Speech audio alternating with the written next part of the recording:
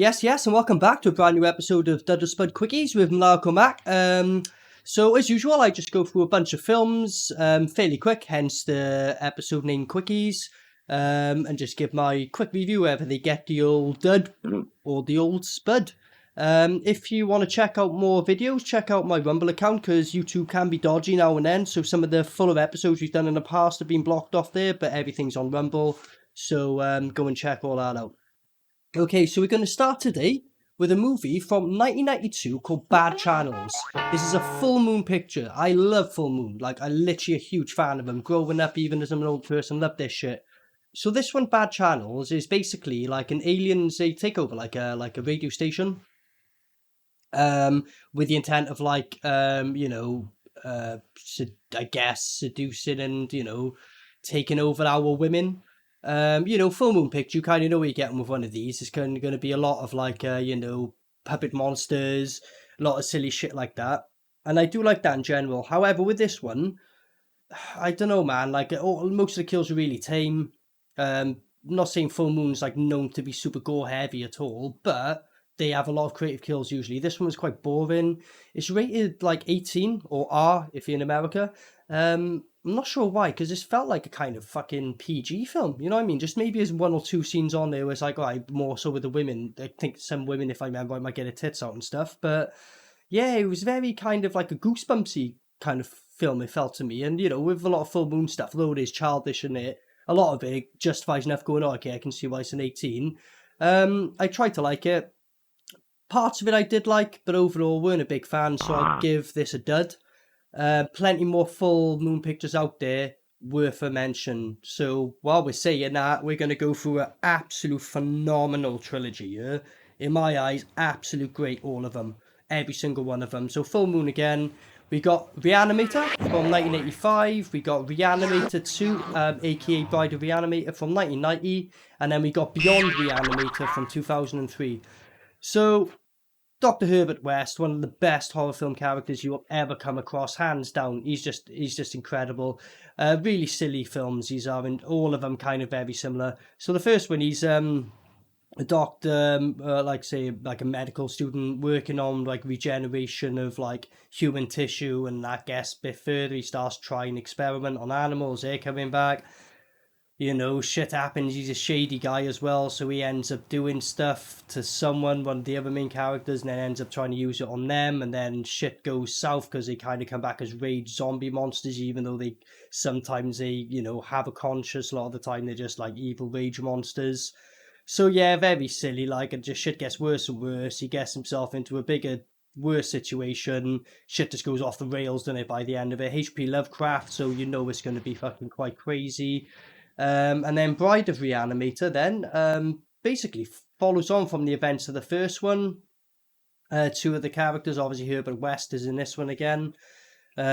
So what he's doing on this one, rather than trying to bring people back from the dead direct, he's more like, I want to get body parts and build like a Frankenstein creature and bring it back. You know what I mean? Because obviously shit went wrong last time when he tried to infect like, a straighter person, he turned to a zombie. So they try on a woman, they bring back. So she's more conscious this time, but as you imagine, shit does go out the rails. It's Herbert West, what else? And a bit like the first in that sense, you know what I mean? But just mad shit going on there. So then the Beyond the Re-Animator, the third one, which came out years and years after, on this one, it's set after the 13 years after the events of the second one. He's in prison.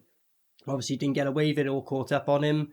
And this opportunity comes, this young prison doctor who wants to learn to reanimate like dead people. So then she's like, I'll let you experiment in prison. Like, I'll bring everything in, let you get away with it. Just do it under my thing. It's in a prison. You can imagine what happens. Shit goes wrong. It gets out and in a fucking prison. So it's reanimating in a prison. You ain't getting out of that fucking thing. It's great. It's really good. They're all fucking great, really. Like, you know what I mean? I think the first probably is my favourite, but then they're all fucking great. So yeah, every single one of them get a spud. And I would recommend just like basically maybe doing it on like a lazy Sunday, getting hold of all three of them on the head, bang, bang, bang, because they all kind of continue from each other. Like the third one's got a gap on it, but it continues from the first one. It's not like a standalone film if it gets a first one's or nothing. So while we're on Full Moon and Jeffrey Combs, of course, Herbert West.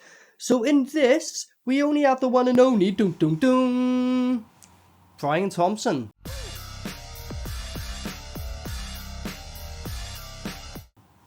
So obviously, like, you know what I mean? It's like Jeffrey Combs and Brian Thompson in one film. How did the universe not explode when this happened? So as I say, it came out in 92, Dr. Mordrid.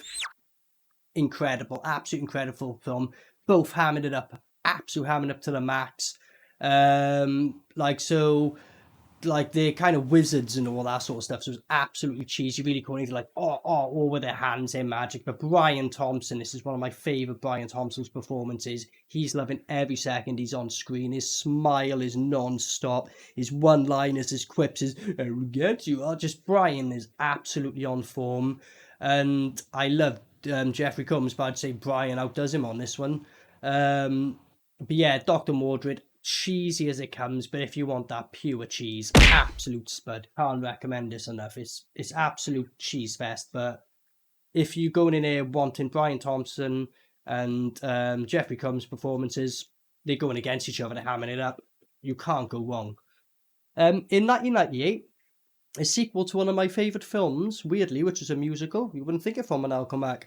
So in 98, Blues Brothers 2000 came out. I don't know what to say about this besides depressing and sad. Obviously, you know, Belushi had passed away, so they couldn't get him in this one. They mention it in the film. It opens up saying he's passed, and then kind of John Goodman sort of takes a role. Then they add like a bigger crew of a young kid.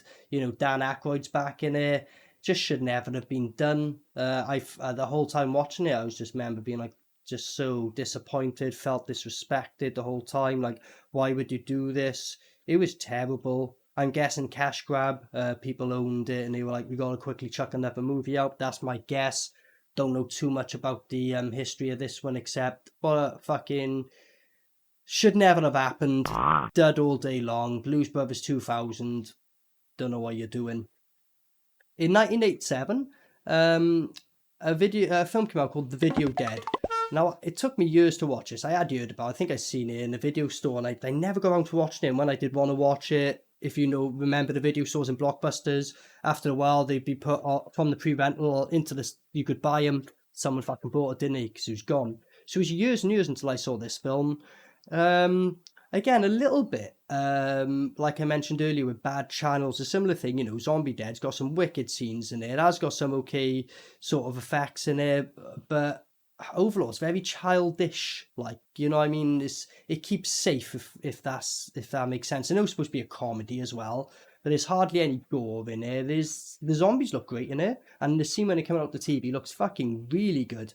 But like the acting around it, I know it's supposed to be cheesy, is pretty bad, so you can get a bit of a laugh from it for a limited time. It don't last for the film. But yeah, as much as like I really did want to like this when the video dead, and I can see why people might, but for me, I'm just going to give it a dud just because I've seen similar ones to this have done it better. But by all means, not a terrible film, but you know.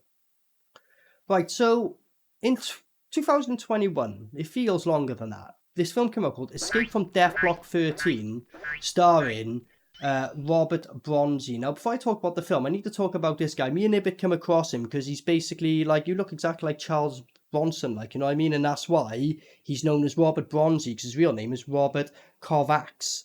But based to his resemblance to Charles Bronson, he called himself Robert Bronzi. So we're like, oh, rip off Bronson. You know, that's, you know what I mean? It's like, we love shit like this, but he's playing up to it kind of thing, you know?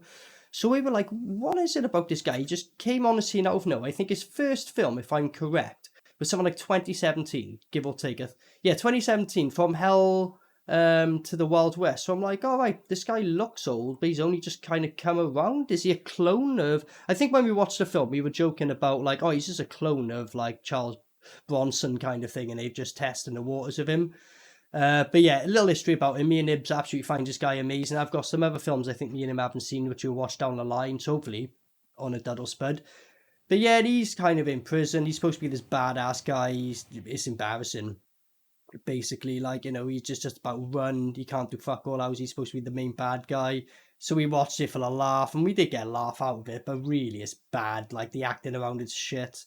The effects are shit. All the other characters are pretty poor. You can laugh at him if you go in there like the mind frame me and Hibbs had, but there's one or two funny moments, I guess I'll give it to it, but overall, I give it a dud, because we are laughing at him, but otherwise it's a stretch to get through, you know.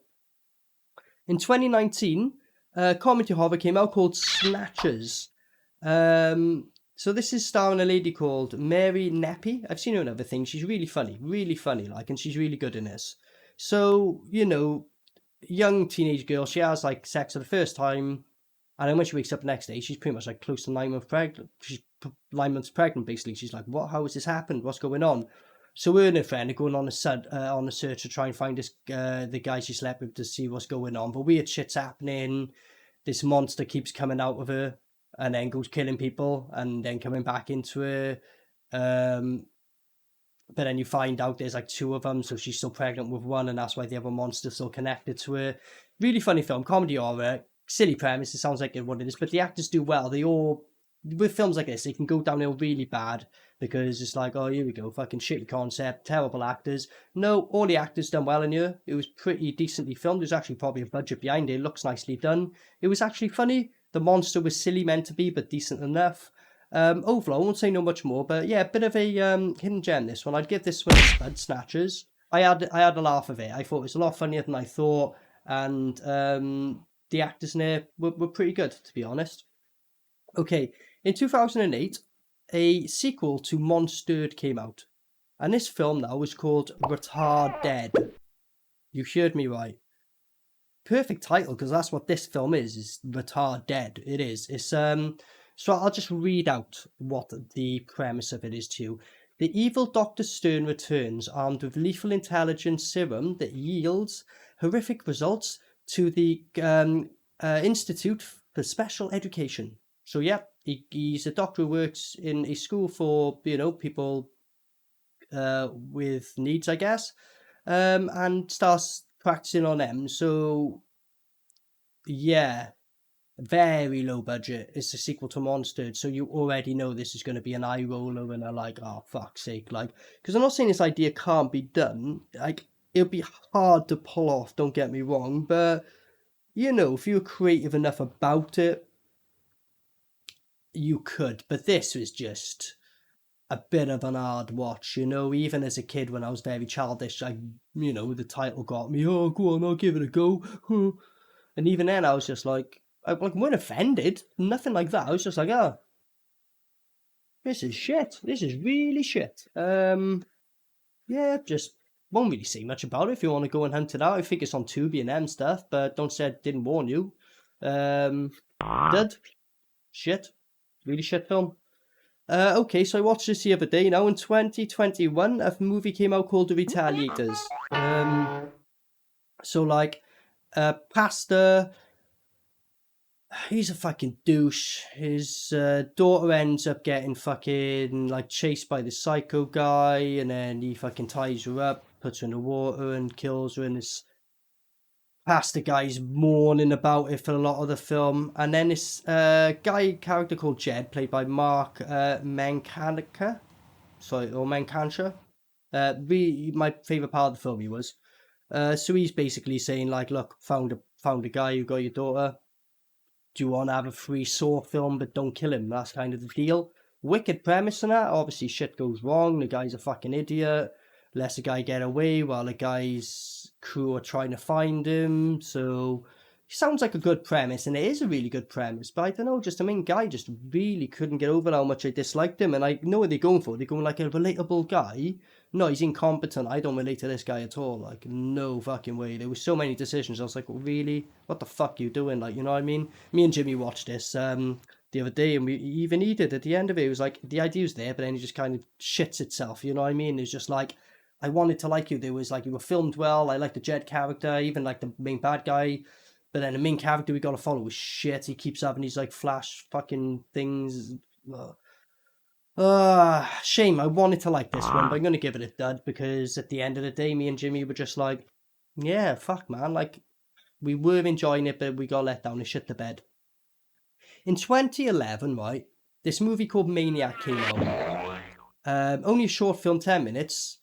And it stars Chris Palco, aka Cage, if you know your rap, and Kid Cudi, and directed by Shia LaBeouf. Yeah, I know. Only 10 minutes long, basically. Got like, I think that film Man Bites Dog, if you've seen that. Black and white film, just a video crew following a serial killer.